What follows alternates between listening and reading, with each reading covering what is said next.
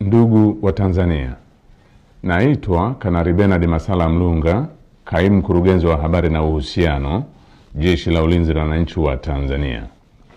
Jeshi la Ulinzi la Wananchi wa Tanzania linautaarifu umma wa Watanzania kuwa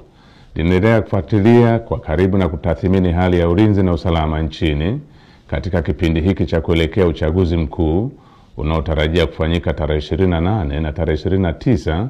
mwezi Oktoba mwaka 2025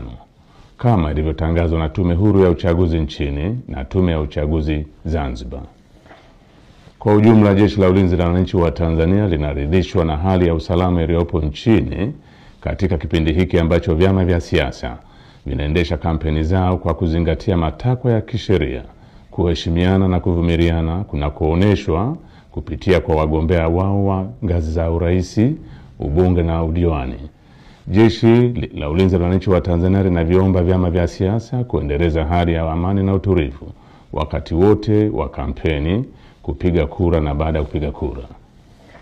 Katika hatua nyingine, Jeshi la Ulinzi la Wananchi wa Tanzania linalipongeza Jeshi la Polisi na vyombo vingine vya usalama kwa jinsi vinavyoendelea kusimamia hali ya usalama katika kipindi hiki cha kuelekea uchaguzi mkuu. Aidha, jeshi linawapongeza wananchi kwa kuendelea kutumia haki yao ya msingi ya kushiriki kwa amani na utulivu katika kusikiliza sera za vyama mbalimbali kupitia mikutano ya hadhara inayoendelea kufanywa na vyama vinavyoshiriki uchaguzi mkuu kwa ngazi mbalimbali ili kuwachagua viongozi watakaowaletea maendeleo. Pamoja na hali ya amani na utulivu iliyopo, bado kumeendelea kujitokeza baadhi ya watu wanaojiita wanaharakati kutoka ndani na nje ya nchi kutumia mitandao ya kijamii kupotosha umma kwa kuweka maudhui yenye kuleta uchochezi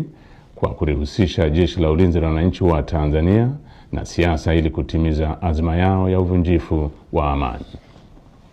Jeshi la Ulinzi la Wananchi wa Tanzania linaomba umma wa Tanzania kupuuza machapisho au taarifa ambazo zimekuwa zikionekana kwenye mitandao ya kijamii.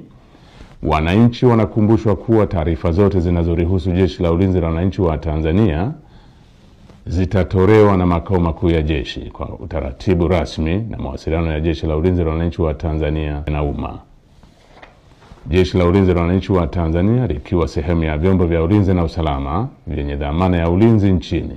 ninapenda kuhakikishia Watanzania wote hali ya amani, usalama na utulivu katika kipindi hiki cha kuelekea uchaguzi mkuu, wakati wa uchaguzi na baada ya uchaguzi mkuu. Asanteni kwa kunisikiliza.